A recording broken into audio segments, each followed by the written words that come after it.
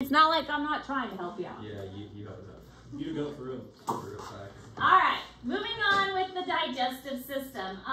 So there are some more notes with this, and then excretory is after this. So I'm working on the excretory, and hopefully we'll get to that. Obviously, we're not going to get to that tomorrow. I don't know if we're going to get through all the notes today for the digestive system, so we may not get to the excretory until next week. We'll have to see how it goes. We'll probably have to finish up the digestive on Friday. And then since we won't be able to take notes on Monday either, we'll just kind of have to see how it goes.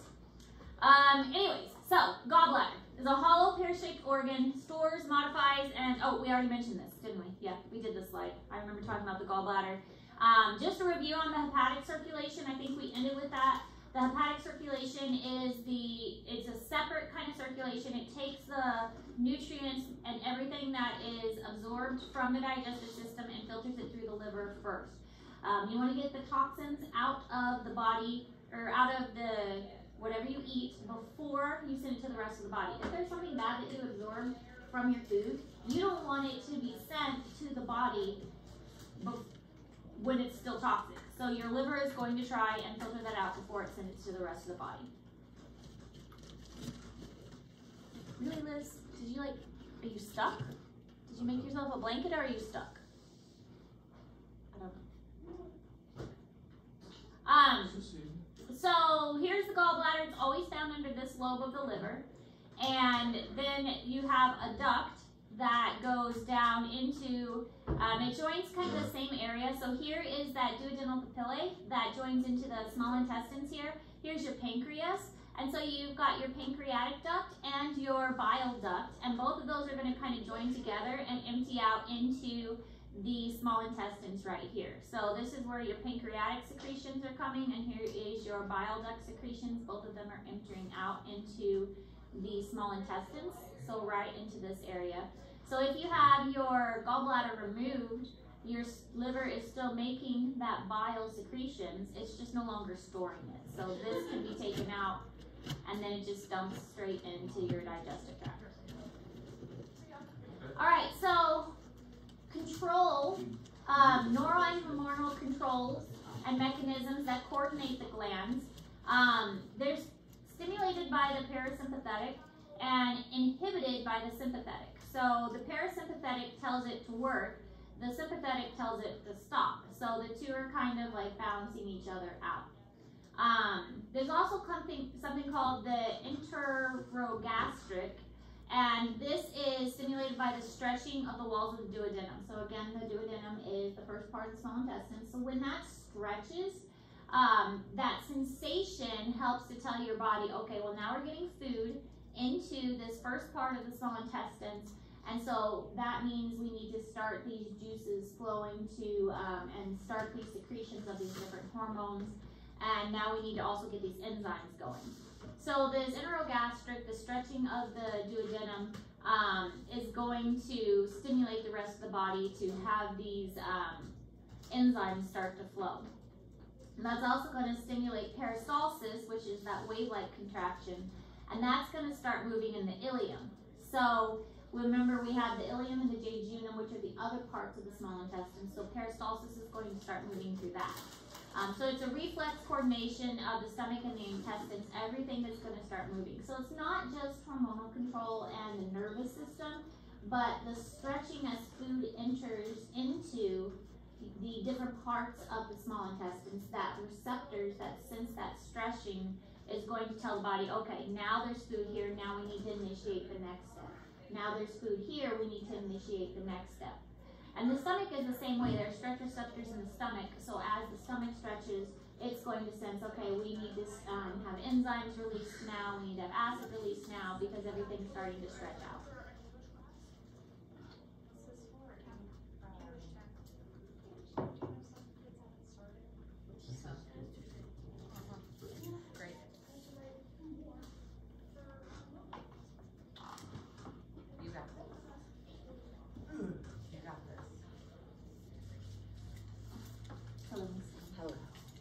I'm good. How are you?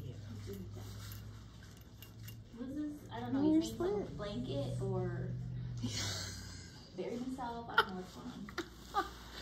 He's sick of school. Me too, Liz.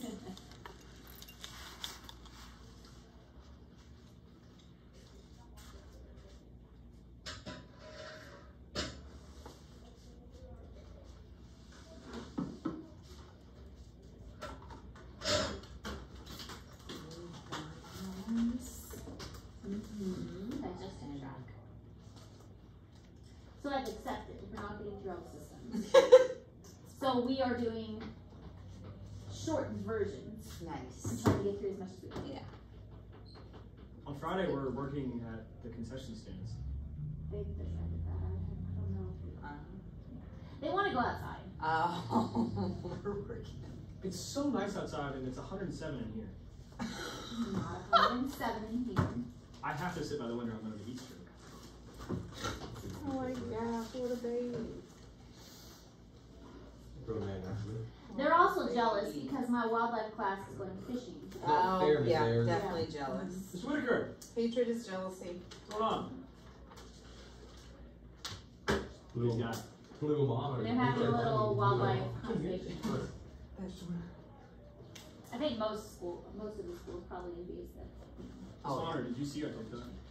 Did you see Blake's? No. Ours is funny. I don't Theirs was kind of. watch TikTok. You should see our TikTok. White Land Show. I'll find it later. Yeah, it's good. Probably not. I'm thinking of it. So this shows how it works. The food goes down into the stomach. Different receptors and hormones along the way are going to sense it. As it's moving along, different enzymes get released to stimulate parts of digestion. So food is going to get digested in different ways as it travels. Hydrochloric acid in the stomach, bile from the liver, bile salts to break down lipids. The pancreas is going to release things like pepsin, which is going to break down proteins. And then absorption is going to take place in the small intestines, absorption of nutrients mostly. Now, as we leave the small intestines and move into the large intestines is also referred to as the colon. So you may hear it referred to either way. The small intestines focuses primarily on the absorption of nutrients, although it will absorb some water too. The colon's main focus is on the absorption of water. The colon will absorb some nutrients, but by the time the material gets to the colon, most of the nutrients have been absorbed. The colon mostly is going to reabsorb water and compact the material into basically feces. It will also absorb some vitamins, and it will store the fecal matter until it can be removed. There are not going to be any villi present because the villi's purpose was to increase surface area so nutrients could be absorbed. So now we are past that point, and now we're just absorbing water, so we don't need to have such an increased surface area. There are going to be stuff called goblet cells, and the goblet cells, as gross as it sounds, it produces mucus. Why? Because they call them mucus cells. They call it goblet cells. Makes I no think it's sense. because they're shaped like goblets. Like if you think back in olden days, like a king had a goblet on his table. It's so unnecessary. I know, I don't make Call the them names. mucus making cells. That's If I made names, it would be so much easier. Way But they easier. don't ask me. Mucus making cells. We call them goblet That's the name. cells. Let you make them. I'm going to. I'm just gonna come out of just changing all the name, hard names, just super easy, simple terms. But the goblet cells make mucus, and it basically is what it sounds like to lubricate the passage of fecal matter as it goes through the colon. The colon also has a lot of, so probiotics. The reason people take probiotics is for the good bacteria. Most of the good bacteria actually lives in the colon. So if you are taking the appropriate type of probiotics, then the capsules will not dissolve until it reaches the colon. If you're taking the wrong kind of probiotics, then it dissolves in your small intestines or it dissolves in the stomach, and then it basically kills the bacteria because the stomach acid kills the bacteria. the bacteria needs to get to the colon because that's where the good bacteria survives. What about gummies? Probiotic gummies. They make probiotic soda. Yeah, and also yogurt. Although the ones that live in yogurt are still pretty good. That survives pretty well. But a lot of that's why probiotics, the good kind, are so expensive. And they also, the really good kind of probiotic they are in dark bottles because light can also harm the living good bacteria. Really good kind you're supposed to keep in the fridge too. So you can go and just get any old bacteria probiotic off the shelf, but those are not the best kind. So I mean, it's probably better than nothing, but the chance of it actually getting to your colon is probably rare. Yeah. But anyway, there are these things called deep intestinal glands that are called colonic crypts. That's kind of a fun word, colonic crypts. There are some stem cells that live in those colonic crypts, and they're there to protect the stem cells. So, there is more recent research that the appendix does have a purpose. For a long time, they thought the appendix didn't have a purpose, but when I say recent, it's really not as recent anymore. It is believed that the appendix stores good bacteria. So if you get food poisoning and you puke and basically poop your guts out, you're very, very sick. My brother, we're leaving to go to Florida for vacation. We get to St. Louis and he's like, pull over, pukes everywhere. We had to go to the hospital and he got his appendix taken out. And then we drove to Florida. What? At 2 p.m. we left the hospital with him. He was good-ish. Good-ish? He's a middle schooler, he's fine. He's actually, he was going into freshman year. Okay. He was dialed. Wow. Yeah. Dialed in. He sat in the front seat and just reclined and laid there the whole way. Wow. Got to Florida at 1 in the morning. That's impressive. Only thing he could do was try food off. Couldn't get in the water. Yeah. Yep. Couldn't really do anything athletic. No. You can walk. That's about it. That's sad. Even That's a unfortunate. sand. They go Yeah. in through your belly button. Yeah, because my son had his appendix removed 2 years ago. Yeah. Yeah, and he had an incision in his belly button going a little bit lower down. Yeah. You can't even tell that because they only had to make the one in his belly button. Yeah, There's these impressive days now. used to be, I mean, the incision was like this. We were big. at St. Louis something. St. Louis Children's maybe? But that's why the appendix gets so infected now. That's why it gets infected, because it stores bacteria. And so sometimes bad bacteria gets in there. And so the theory is if its purpose is to store bacteria, then sometimes the bacteria goes bad, and that's why it gets inflamed and infected. So it makes sense. If its purpose is to store bacteria to replenish your stomach when you get sick, it stores the good bacteria. So like you get a stomach bug, then it gives you that good bacteria back. Or you catch food poisoning, so it replenishes the good bacteria in your gut. Then it gets infected sometimes with bad bacteria gets in there. So it makes a lot of sense why people have so much trouble with their appendix, because the bad bacteria gets in there and infects it. All right, so reabsorption of water takes place in the colon. If water does not get reabsorbed, we get diarrhea. That's what happens, okay? That's why basically our colon spazzes too much and the water doesn't get absorbed in the colon and it comes out and it's not supposed to, and that's why we have diarrhea or loose stools. And it causes us to become dehydrated. All of that water is supposed to be reabsorbed and we are not reabsorbing it, and it leads to dehydration. It's coming out too fast and we're not reabsorbing it like we're supposed to. And so fiber does help with this process. Fiber is a material that is going to cause our stools to be more firm, and it helps with the digestion process a lot. And fiber is actually really good for the bacteria that is in your colon. Fiber helps to regulate, fiber helps with upset stomachs. Fiber does cause bloating and gas, so don't take a whole bunch right away, because then you're going to be very gassy and very bloated. Give your body, like, gradually get into it. Like, if you're trying, fiber does help regulate a body, but if you are suddenly going from no fiber to a bunch of fiber, you're gonna pay for it for a couple days. You're gonna pay. The toilet is. Your toilet is, your stomach's going to be bloated, you're gonna be uncomfortable. Ease yourself into fiber. But then you can gradually increase until you have a higher tolerance. But fiber is also really good to help you feel full. Fiber makes you feel full. It's a good, healthy thing for you to have a high fiber diet. It helps you not want to eat as much. It helps you not want, like, with your hunger and things like that. So having a high fiber diet is a really good thing for you, but ease yourself into it.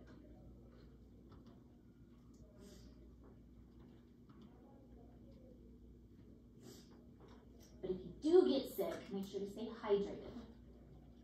But as a mom, if your children get sick and are puking everywhere, don't let them just guzzle water down. Little sips. Little sips are important. What is on the skeleton's head? It's a hat or a turban. I don't know. How's it staying on? I don't know. Just barely. Huh?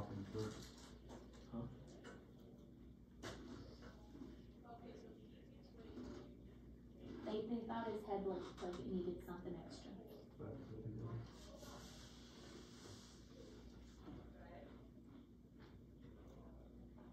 With fiber nowadays, there's so many ways that you can get extra fiber. There's fiber that is added to food. There's like high fiber protein bars. There's fiber and protein together are a great dieting tool.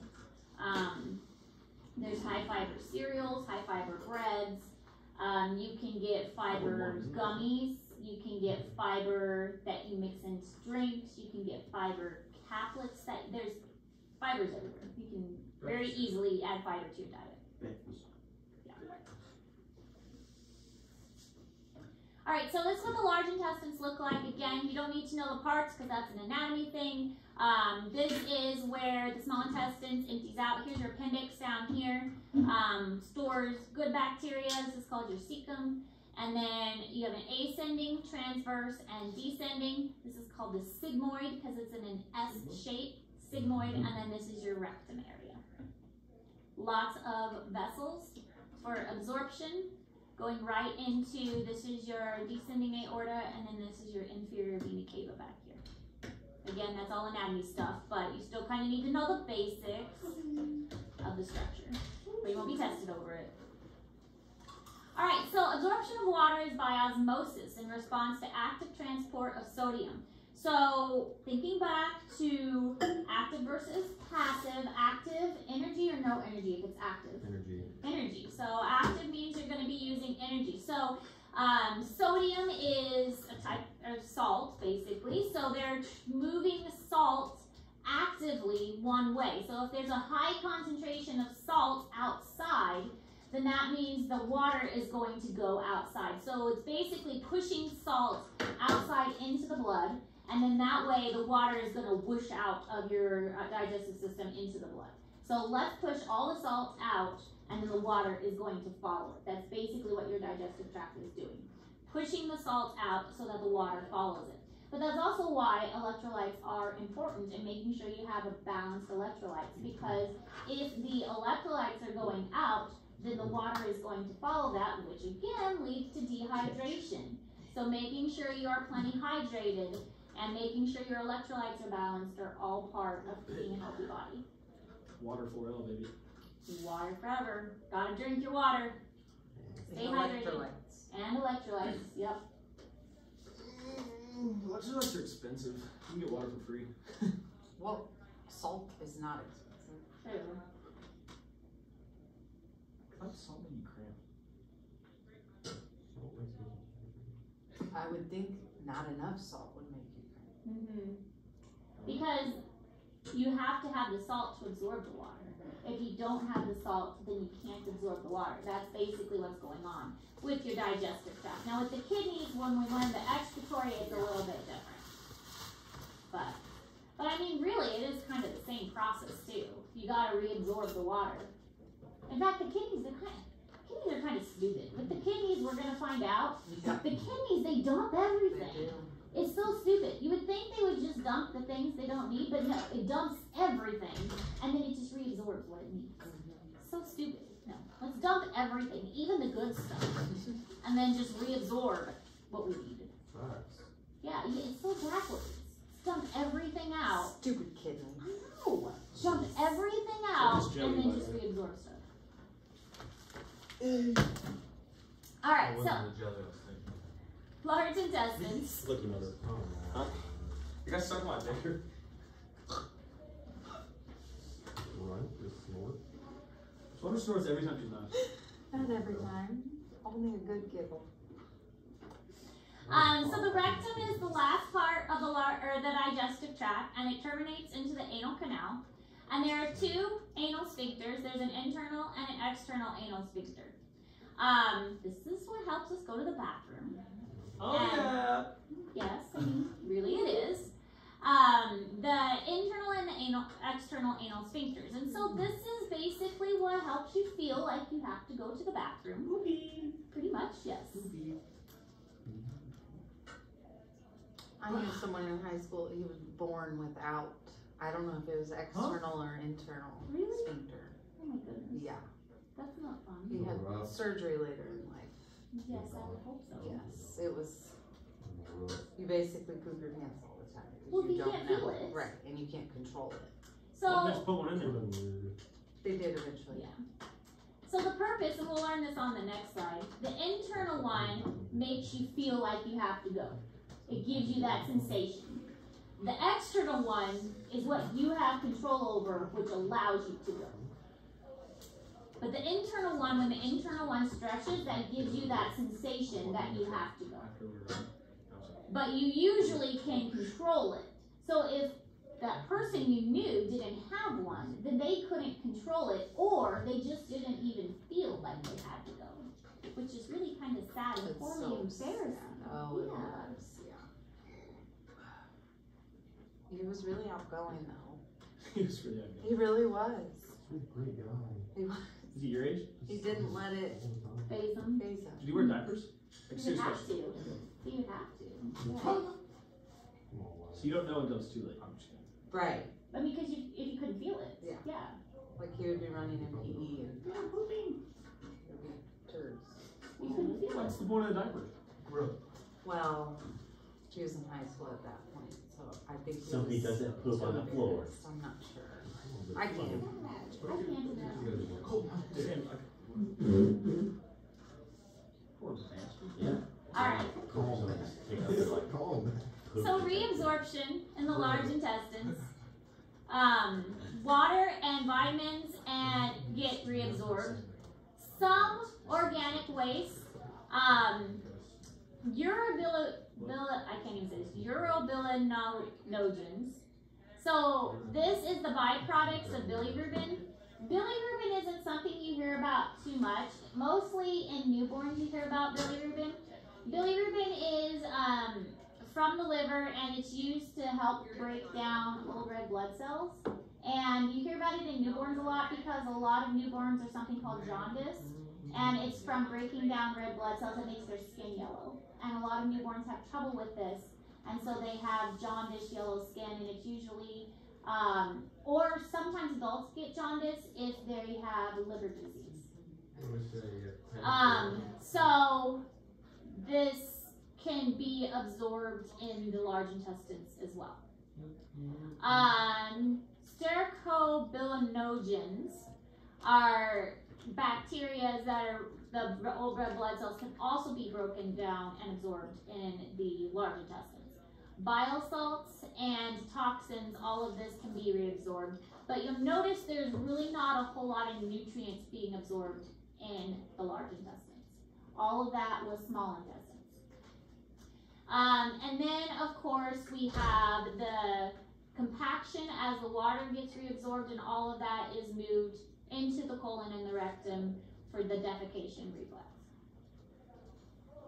So this reflux gets triggered as the rectal walls get extended. So as that feces moves into the rectum extends, and that process is going to trigger that reflex.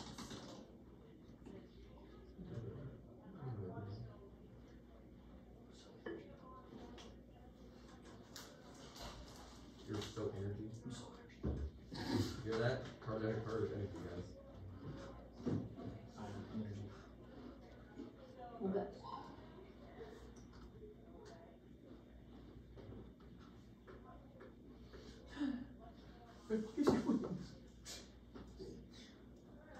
I saw an ad today that had that the other day. That had the Rebel gives you wings. Maybe they got their thing back. Maybe. Maybe it's an old one. Maybe it is. Yeah. Ooh.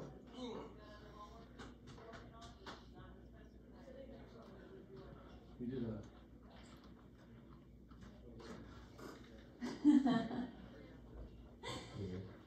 So as the feces fills the rectum, it stretches and the receptors are triggered. This increases peristalsis until the internal sphincter opens, and then it will descend even further. And then you have control over the external sphincter. So you can feel the sensation that you need to go to the bathroom. And you can usually hold it for a little bit until you get to the bathroom, usually. And then that's when you can release the external sphincter. So that's how the process works. If you ever were curious how you go to the bathroom, now you know. There's a different process for urination, which is actually called micturition. Micturition. So I'm Is that right? That's what I I said. think so. I don't have I get the nutrition. Micturition. Medium. Medium Blue fry. powder. Micturition. Yeah, okay. How would you get powder? Why would you get sweet tea? I always get powdered. Let's get sweet tea. That's how. I don't actually like tea. And that's so bad. It's, you know, it's a diuretic. What? Tea is a diuretic. I don't even know what that means, so Oh, no. in general. No, so like I'll be alright since I Who know knows what a what diuretic is? I know how to spell diuretic. Diuretic. What is a diuretic? So, That's a good question. come on. Don't tell us. Let's break it down here. Does it cause Yeah, like, medical is it like a lady terminology. cause Yeah. of Kind like, of you medical should word. diabetes? definitely Break know. it down. Well, it's Carter. Come on, friends. Okay, diuretic. None taken. What did you write? I haven't taken it in a while. Diuretic. Uh-huh. So online Diet. classes did you good. So like Actually, can cause really diarrhea? enjoyed. No, not diarrhea. No, not diarrhea. which has something to Diabetes. do with it. The base words, not the base word, but the first word. Diuretic. What is it that? D-I-A. It's something to do with diabetes. Yes, it U-R-E, is. it's not. You are eating. What would you say? It's related to diabetes. Something is like, there's more of something. I don't think she knows either. Yeah, she has no idea. She has no idea. She has No, I want to look up the actual definition. Reduces fluid buildup, so it actually makes you Build it. remove water. It removes water from your system. Oh well. So So tea I spelled it before right. a game Told you I didn't spell it. is not a good idea. Yeah, it is. That's not Or what tea tea. to help you hydrate Oh, is before not a game? good. No. But I still drink it. Not a tea drinker. I drink the sweet tea and then like get Gatorades. Gatorade has like 100% of your daily sugar intake, so I don't drink it. Yeah, well, McDonald's sweet tea Yeah, has like I just drink 200. Red Bulls Mine's instead. I Gatorade have 2 zero, times so that. maybe that one doesn't have a whole lot Yeah, of sugar. it is 0. Just fake sugar. Alright, anyway, carbohydrates. Carbohydrate digestion begins in the mouth with the salivary glands, amylase. We already mentioned this. We did our little cracker experiment. And then pancreatic enzymes are going to break it down too. So remember there were the complex carbohydrates like polysaccharides. So we need to break those complex carbohydrates down to monosaccharides. And so once we get them into the monosaccharide form, then maybe we can absorb them better because they're in their simple sugar form. So we need to get the complicated sugars down into a simple sugar. And once we do that, then we can absorb them better. So that's what we're trying to do with these different enzymes. And also chewing them, mechanical digestion is helpful. So we're doing both of that. The enzymes from the saliva and also the pancreas are breaking down those carbohydrates. And then absorption of the monosaccharides occurs across the intestinal epithelia. So once we get it broken down from the complex sugars, then we can absorb them across our intestinal wall. It takes a little while to get them there. Simple sugars, like if we're starting off with straight glucose, then that's easier to absorb right away. But not all the sugars we eat right away are simple sugars. We've got some disaccharides and some trisaccharides that need to be broken down into monosaccharides first.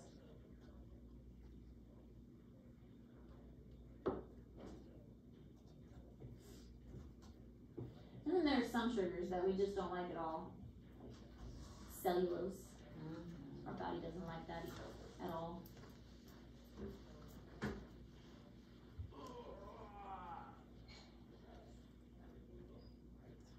Salads make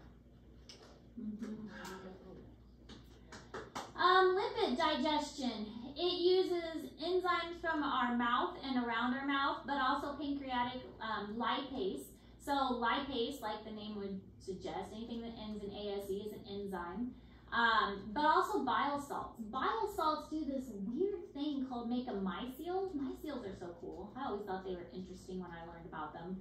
So you put the lipid in the middle, and then the mycels surround it, like completely surround it. And so it's a way to separate it and break it up. So the bile salts are going to make like these little bubbles around them, almost like when we learned about endocytosis and exocytosis. It's kind of the same idea. They make these little bubbles around it. And so the little lipids are inside, completely surrounded by these mycels. And that's what the bile salts do, is they surround the lipids to break them apart into tiny pieces. And then when they're broken apart into tiny pieces, it's easier to digest them and absorb them. We were just trying something cute. You cut my... Oh, hey, sorry, Izzy's throwing a fit. You water the halls so much. Yeah. You go to class at all? No, I don't. So the mycels then are able to diffuse into the blood a lot easier because the lipids are broken down now. It's kind of like how soap works, right? Yes, Yeah. soap works in exactly the same way. The soap will surround the particles and things that are on your hand and make mycels and then wash it down the drain. Soap. And soap is so much better than antibacterial Yes. stuff. German. Yes. Germex so much better. kills the good bacteria as well. Bastards. And leaves things behind. The antibacterial leaves stuff behind. Soap washes it away. It's like a nuke. Can an antibacterial kill a virus? I don't know. No, because the virus Do I look like I know anything Right. about Germex? That's why we're teaching you. You look like you like to research on Germex. Yeah, what about that 0.1% of Yeah. germs? Exactly. Yeah. What happens to those That ones? could be billions of germs, right? Whoa. And they get left behind, I like my and then what are they chances. going to do? According to evolution, what is that 0.1% that's left behind? They're gonna gonna do? become super, or like whatever they call it, like super germs, where they just build up an immunity, where they. Super. Mhm. Oh, look at that! I would think that. I would think that. Look at you. You're absolutely right. They're going to get left behind. They're going to reproduce. They're going to grow into super bugs. Stronger and better. And this is why we have staph-resistant stuff, megabugs, that don't, Do what? that they're like mega resistant back, like they don't respond to our antibiotics anymore. Because they are processing faster than our antibiotics can keep up with. There are bacteria out there now that are resistant to antibiotics because they are evolving faster than our antibiotics can keep up with. It's also very important to stay on your antibiotics for the full 10 days. I You do don't that. stop it when you feel better. Yeah, That's I how do you that. I don't- create antibiotic resistant It happens. I bacteria. don't take Happens. antibiotics. Safe. Ever? No. You never had a baby? You know, I can think about like a day, forget a day, do it twice the next day. Stop. You're creating super bugs. Seriously. Nah, I pick and choose An whatever I do. epidemic. Depends on my mood. Depends on if I remember or not. Yeah, it You just are depends the on my mood. problem. Yep. Depends on my memory. You are a problem. I remember things about my Way to mood. go, Blake. And granted, as a busy mom, there's been a couple times I've Mhm. legitimately forgotten, Mhm. but I really wasn't intentional. I really And you tried. make it up. Yes. Take two the I next give them day. Just an extra dose. Seems like you take two the next day. So why are you dissing us? Quadruple the dose. Yeah, there you go. I just shoved it all in my child, and then he got really sick. Yeah, all then within you an do hour. it. No food, no drink, all within 1 hour. That's how you do it. No. Completely flushes the system. Literally. All right. So protein digestion. Green effort. The low pH destroys the tertiary and quaternary structures. Remember, with proteins, there's a tertiary, which is two or more proteins that are combined together. That's quaternary. Quaternary is two or more together. Tertiary is when there's one kind of all jumbled up together. And then the enzymes can be, or pepsin and trypsin. Pepsin and trypsin, they're kind of cool. One of them works at a high pH, like a very acidic, and one of them works at a more basic. So when the high acidity is no longer available, it goes away. And when the low acidity becomes like in the lower or the small intestines, then that one's going to activate. So two different types of enzymes that are working on proteins found in two different environments. So this one would be in the stomach, this one's the small intestine. But when the kind leaves the stomach, then the next one, the trypsin's going to take over. So it's kind of neat how those two work with each other. They work in different pH settings.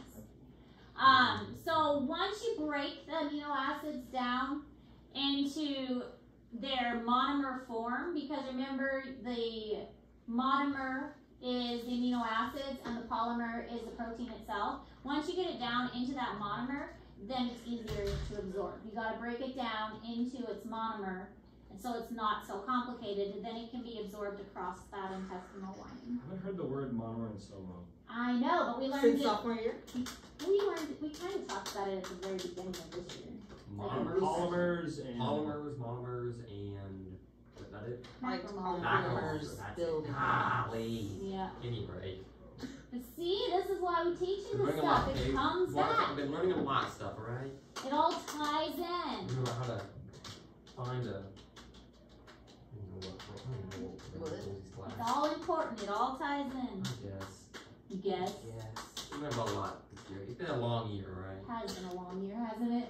Yeah, it's not really. it really has. One of the longer ones. No, it really But at the same time, But senior year for you, of course it's going to be long.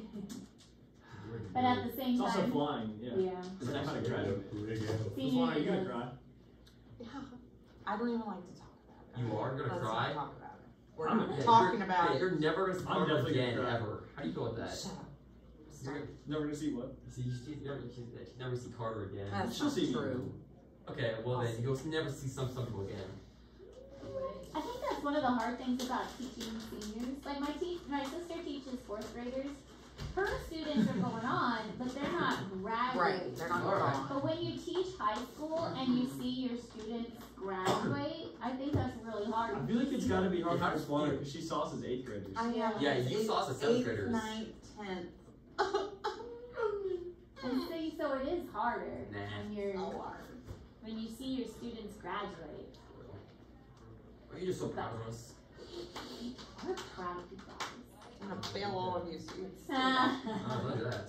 Did you say you were gonna fail? Fail all of us, yeah, don't do that. So yes, stay another year. Let's not do that. Let's not. There's only one class that I can't fail. Which It's one? creative Which one? writing because I still need the credit. Okay, I'll get it. Oh, so I can fail you. Don't worry. Mr. Mackey. Let's not do that. It doesn't matter for Carter's going to college. I'm going to junior college. You still have to have your credits. He's on a scholarship. Good enough. You I'll just have take to it have there. your credits. There's a contingency. He'll take it there. No, I don't think I need this credit to graduate. You're still, Good, probably. Huh? you're still doing okay. I'm doing okay. That's the word. Okay. That's the word. He is Good he enough. has a C plus. I'm not saying what their grades are. Let's see. What is it? I'm not big on the tests. Come on. Get her, bro. Anyways, water is nearly all absorbed. Anything that we drink, our body wants water. Pretty much it gets absorbed by osmosis. Ions absorbed by diffusion, and active transport and co-transport. Vitamins, they say to take your vitamins with food, and part of that is because vitamins can be absorbed with water, but a lot of vitamins are fat soluble, which means that we need food to help absorb that vitamin. Yes. So you've got to take your vitamin with food in order for it to be absorbed properly, because they need that mycelium to absorb across the intestinal wall. So you should take vitamins with food. Vitamin B12 requires some what are called intrinsic factors, some help basically to absorb properly. So you gotta make sure that you're taking your vitamins with food. You take vitamins, but if you have a healthy diet, you don't even really need a vitamin. Nope. Last So night I You're ate just gonna like put a them out. 30-year-old Yes. diabetic. what? Last night I ate dinner like a 30-year-old diabetic. What does that mean? Harder. I had like 8 like chicken Oh meatballs look, we actually finished. and then a thing of That was it. like a nice portion of mashed potatoes. I've A been all diabetic is not gonna eat a nice portion of mashed potatoes. I'm saying like I have that. You know. I guess, yeah. All right, we actually finished. The rest of that was in Google non-diagnosed 30-year-old Classroom. diabetic. So this was just talking about different types of absorption, where it takes place, I'm done. and a picture of absorption and where it takes place. That's in Google Classroom. All right, we finished. Look at that. The better phrase would be. Okay. Digestive gizmo tomorrow for the sub. We'll do the digestive gizmo on Monday as well for those that are here. We'll take notes on Friday, okay? On excretory system. Oh, I need to be drinking water. I think we've had probably 3 cups of coffee. 40? What? Yeah, I drink a lot. My dad does too. Well, Eric's over on the coffee grind. Well, he's gotta be. What time do you have to go in? Not that early. Oh, really? Do they pre-record a lot of things? Yeah. Yeah, Oh Glow. yeah, I need to. Yeah, You said record and I was like, oh yeah, it's recording. Stop it. Ooh, can you guys identify the burners? I can only do one, maybe two.